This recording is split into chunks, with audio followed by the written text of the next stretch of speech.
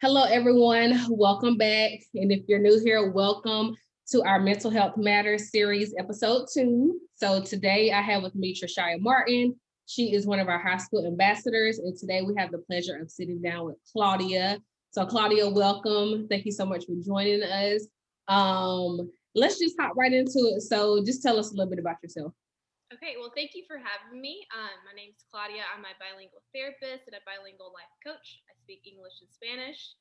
I'm also a mom of two toddlers, a 3-year-old son and a 2-year-old daughter. So life is fun and an adventure.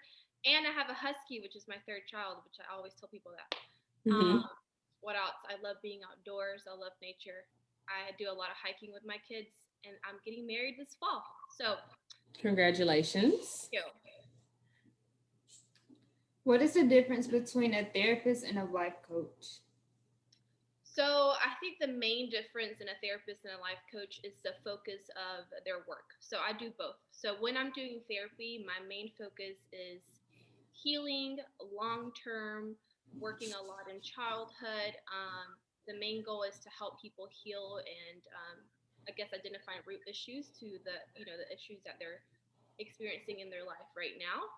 And then coaching is more short term, where a lot of solution focused methods that we use, trying to empower, trying to get people to reach their goals, getting them unstuck. So I think the biggest difference is the focus of the work. Um, yeah. So you have I don't know if you want to call it like a brand or the personal mastery. So she has a question for you about that. What is the personal mastery? So personal mastery is a business that I'm still working on. So I started this last year during the pandemic. That's where I do my life coaching stuff. So a lot of what I do with personal mastery is one-on-one coaching sessions. I do a little bit of trainings here and there.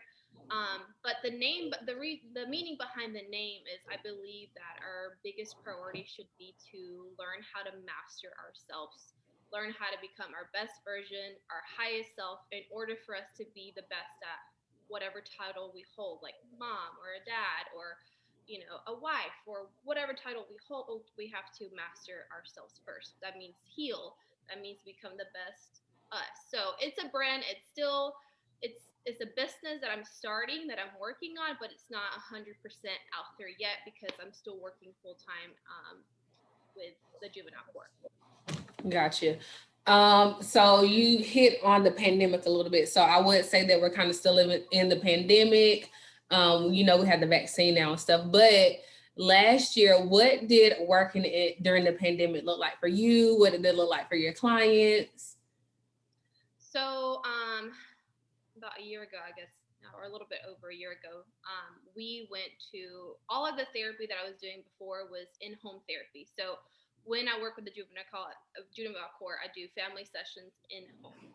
So when the pandemic hit, obviously we couldn't go into homes anywhere. We couldn't go anywhere. So that changed everything, became online. A lot of my families, I think, were impacted, some in a positive way, but some in a negative way, because they were used to a therapist coming into their home, into their comfort of their home, and then now it had it all be on video. A lot of people didn't know how to use technology, so that became an issue. But then you Mm-hmm. had other families who actually opened up and were thriving in online sessions. So I think it all really was based off the dynamics of the family. Mm-hmm. And for me, I think it impacted me in the way I had to learn how to work from home. I've never worked from home before. I've always Mm-hmm. been on the road doing sessions, school. I mean, everything I've done has been in an office outside my home. So I had to learn how to manage working from home and master that, which I'm still working on. Mm-hmm. So you said you work for the juvenile court here in Hall County. So if you could give any advice to like a teen, because our target audience is middle school and high school girls, but if you could give any advice to a teenager about mental health, what would that be? I think the biggest thing that I've had to learn is it's okay to not be okay, and it's okay to reach out for help. Um, I think I really need someone to tell me that when I was a lot younger. I felt like if I was not okay for whatever reason, I felt like I had to hide that. So just the freedom of knowing that we all have seasons in our lives where we struggle, and knowing that that's okay and that we all go through it, I think that's my biggest advice. Cool. Okay. I think Trishaya has another question for you. What do you do outside of work that helps you maintain a healthy, well-balanced life? I believe in self-care a lot. I love to unplug myself over the weekend. Usually I'll turn off all my social media accounts. I like to hike. I love to write. Um, and then I take mental health days throughout the week. So I don't do it every week, but I try to do as much as I can where I completely just rest. Like, don't talk to people, don't do anything, and just recharge, because in the field that that I'm in, we do a lot of deep, heavy mental work. So, you know, definitely making sure that I'm able to recharge and unplug and get myself together is definitely a priority for me. Mhm. I do have a question. So, in the mental health field, there are a lot of stigmas, right? So, what is the biggest stigma you think you've heard about mental health? I think one of the biggest, there's so many for sure, but one of the biggest ones probably is that mental health is only for people who are crazy. Mm-hmm. So, psycho or very extreme things. But mental health is so much more than that. Like mental health, it's like people who are struggling with everyday life. We all go through it. Instead of having this very extreme perspective about what mental health is, Mm-hmm. putting it into a little box, I wish the world would know that mental health is so much more. It's really just trying to become better, trying to heal, trying to overcome certain things, maybe from childhood or life. So it doesn't have to be a negative, extreme thing. Mm-hmm. And I think that's definitely one of the biggest ones. There's so many though.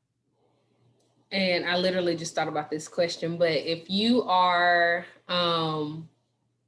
let's just say you're not having like any negative thoughts or anything, but you want to have somebody that you can talk to, who will have like an unbiased opinion about you, would you recommend a therapist still? Yes. So I would definitely, I mean, and this is where I guess the therapy and the coaching come in. So Mm-hmm. I think a lot of people, and it's really just the title. Like I said, it's just changing the title, changing the focus, but we both do the same things. I Mm-hmm. think a lot of people, when they want someone like that, where just someone to talk to, maybe just to empower them or to guide them, um, they look more towards a coach. Like that seems like a better name for it, I guess you could say. But a Right. therapist does the same thing. It doesn't Right. have to be, just when you're struggling or you're hitting rock bottom or you're dealing with addiction or depression. You can still Mm-hmm. see a therapist just to, like you said, have someone there to listen to you and guide you in life. Mm-hmm. That's cool. Okay, Claudia, thank you so much for taking your time out to sit down with us and talk about mental health and kind of help break the stigma. But before you go, can you please let everyone know how they can find you on social media and if you have anything going on right now or coming up? Okay, so on Instagram, you can find me. My personal account is Claudia DeLeon, 2 underscores. And then my business page is at personal mastery underscore. Okay. The main thing I have going on right now is the wellness challenge. I do one every month. I started doing that last month, actually. So for May, we have the May Wellness Challenge, which is 3 different focuses. You do 3 workouts a day, get up and move your body, and then you do 2 different journal entries. So sit down and write maybe for 10 minutes, write your thoughts, your feelings, and then 1 day of unplugging from social media once a week. So 24 hours, no social media. And that's for the month of May. I need to try that. Yeah, definitely Claudia, join. thank you again. I'm sorry, what'd you say? So y'all can definitely join me. It's never Yeah, too. I need to try that for sure. I will put all your information down in the bio so people can connect with you outside of this interview. But again, thank you so much for sitting down with us. I appreciate it. Thank you.